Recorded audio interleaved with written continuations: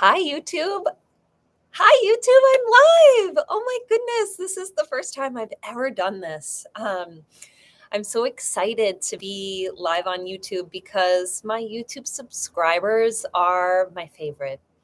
You all have kept me going over the last 5 to 6 years of having this deep desire and passion for bringing my own healing journey to support others in discovering whole family healing for themselves with their kids. So, yes, this particular live is going to be specific about kids, but I've gotten some feedback from a few of my subscribers that when I share vulnerably about this, it also supports them in unpacking some healing for their inner child. Whew.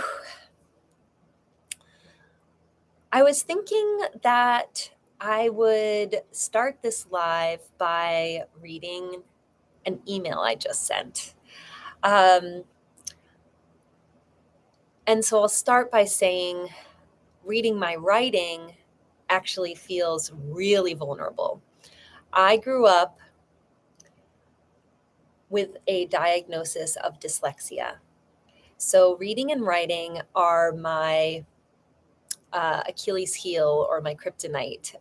It's where I feel the most wounded and the most judged. And that's what this email's about. And a huge part of me developing my business, developing my YouTube channel, and putting myself out there involves actually loving to write. I love creative writing. I love sharing my story. I love being vulnerable, even though it's scary. So that's how I'm going to start this off. And yeah, I'm just going to go ahead and do a little story time and read a little bit to you all. The title of this is The Worst Parent Ever. Shame and Guilt, a Parenting Journey. I gave birth to my first child while leaning on the stool of our gliding rocker, kneeling on the floor of the living room in a dark basement apartment. The midwife had barely arrived on time. Everyone was wearing headlamps. I'll share more about details about that story another time. It's a really good one. Anyway, back to the email. 4 hours later, I was tucked into bed with this small miracle beside me. I spent the whole night staring at him in awe and terrified of the great job I had ahead of me. The directive: keep this tiny person alive and safe. As the years passed, the fear of keeping him alive became overshadowed by an even greater fear, a fear that seeped into my subconscious and self-talk. He might be alive, but I am doing a terrible job. I was sure that eventually someone would find out that I was the worst parent. I drowned these feelings out by focusing on my determination to do this parenting thing better than my parents did. I would be the best parent in the world. Doesn't that have disaster written all over it? You guessed it. I ended up stressed out, overwhelmed, and burnt out. Trying to be the best parent was so much pressure that I ended up being the yelling, short-tempered parent I was trying to avoid. I looked out at the other people with kids and thought, they have it all figured out.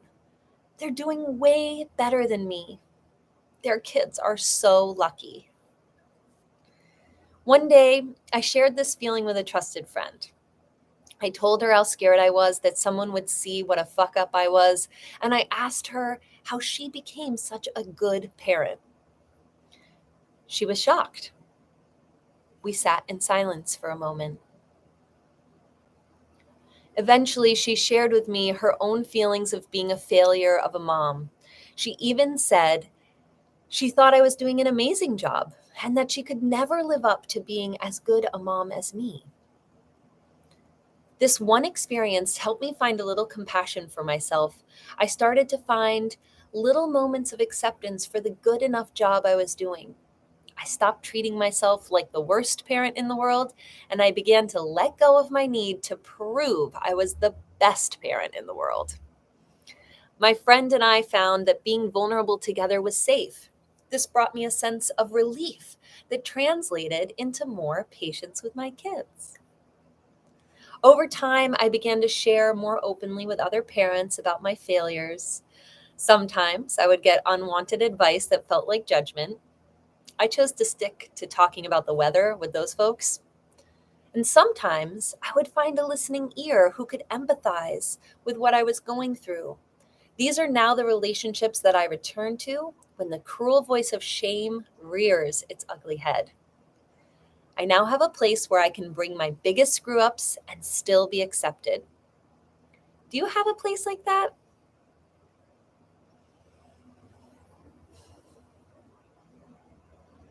I hope you do, and if you haven't found it yet, it's out there for you.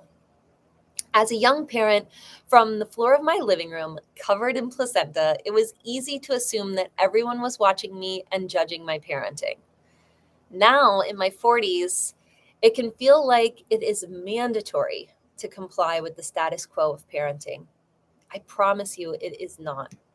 I spent 20 years finding the exit from this wild ride of judgment, and now I have a unique and creative way of connecting with my kids.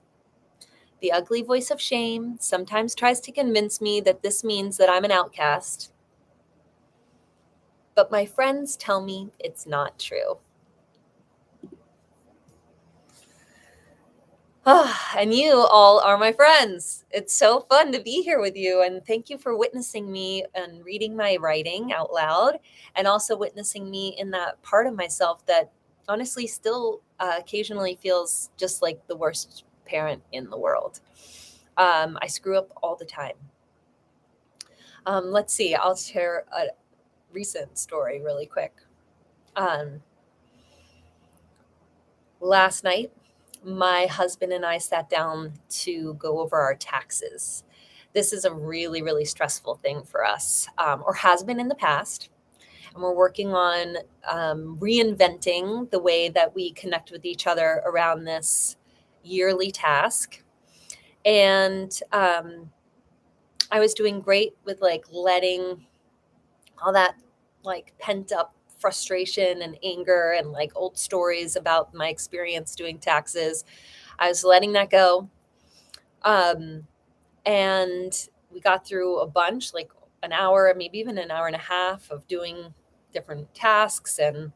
Um, and then my daughter came downstairs, and my husband and her started to talk about the grocery list, and I immediately flipped my lid. Oh, it was so bad. I had been so good and patient all day, and then I was like, "I'm still in the middle of this. I cannot shift gears to grocery list right now." And I yelled at my poor kid, and this had nothing to do with her. Um, it was momentary, but it had a big impact, and it made me feel like a really shitty parent. And once I finished the task that I was doing, they finished the grocery list, she went upstairs. It seemed to kind of roll off her back, but I knew I had made a pretty negative impact. So, um, after putting away my computer and the paperwork and taking a deep breath, I went upstairs and apologized and made a little, mended the relationship a little bit. Um, so that's just how I screwed up yesterday. um, I'd love to hear in the comments if any of you watch this, like if you're willing to share vulnerably about how you've screwed up lately, or um, if you're just longing for community and want to say like, can I be part of that? Just raise your hand, throw a heart in the chat, and I will send you some virtual hugs, and I promise to keep showing up here at least so we can keep building community together, because like I said in my email, community and vulnerability for me, that connection has really been the antidote to this horrible fear of being the worst parent ever. And that's allowed me to have a little bit more connection with my kids, which is what I'm really, really longing for. All right. Thanks for watching. This was really fun. I'm going to do it a lot more often. Um, and yeah, thanks again for being with me on the journey. Thanks for showing up, being my subscribers. Thanks for listening, watching, and commenting. And if you're new to this channel, don't forget to like and subscribe and share it with a friend. Everyone should share it, because that helps us build more community and more healing. All right. Love you all. Mwah. Talk again soon.